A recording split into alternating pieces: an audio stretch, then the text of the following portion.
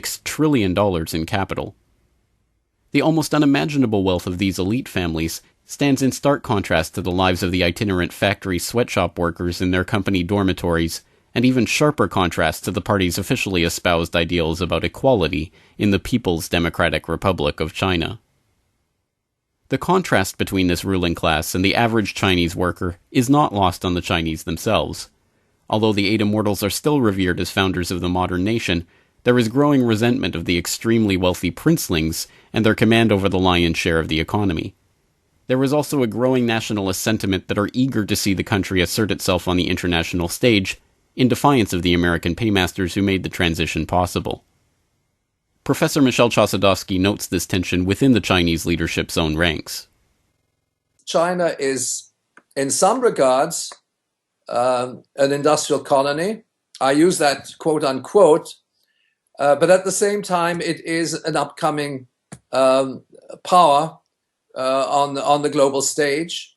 And I should mention that emerged also in the wake of the Cold War, where China's alignments particularly vis-a-vis the Russian Federation, had changed dramatically to what they were in the during the Cold War era, and in the late 90s, particularly in the wake of the death of Deng Xiaoping and the demise of and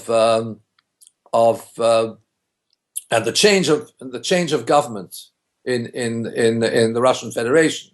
In other words, when Vladimir Putin became president, there we have a consolidation of an alliance between the Russian Federation and the People's Republic of China, the development of the Shanghai Cooperation Agreement, and so on and so forth.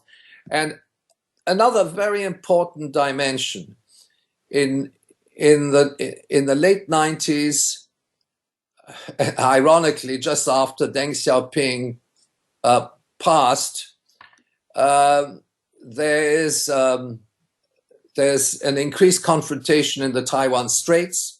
Of course, there was always confrontation in the Taiwan Straits, but then it was at that point that China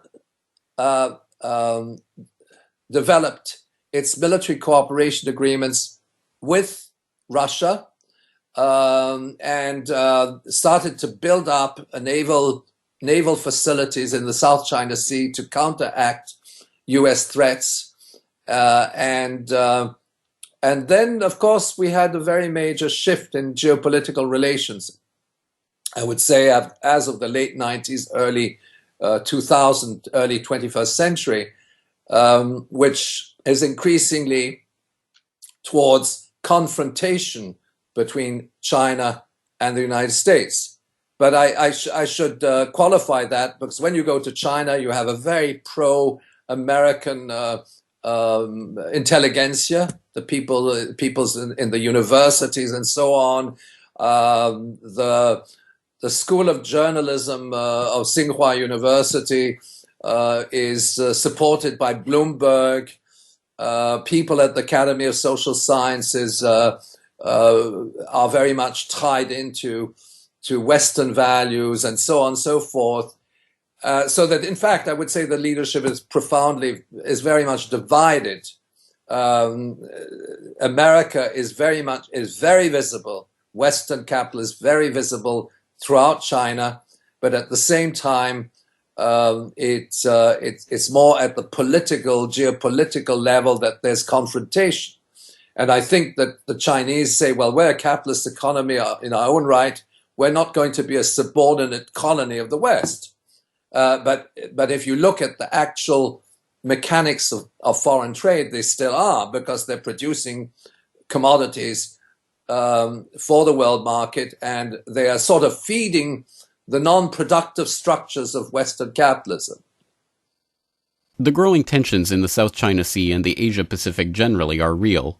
They are palpable, and they are impossible to miss. The world is being prepped for a confrontation of some sort between the world's superpower and its growing rival in the East.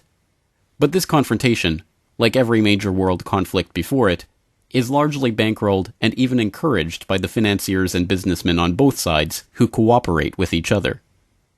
For the time being, China continues its role as America's neocolonial outpost, a manufacturer of the cheap products that the US increasingly relies on, and a willing recipient of the US Federal Reserve notes and treasuries that represent the paper promises of the current world economic order.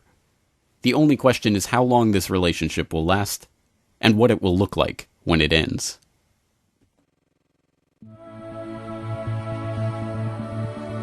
For more on this story, and other breaking news and current events, please go to globalresearch.ca. For more research and analysis by James Corbett, please go to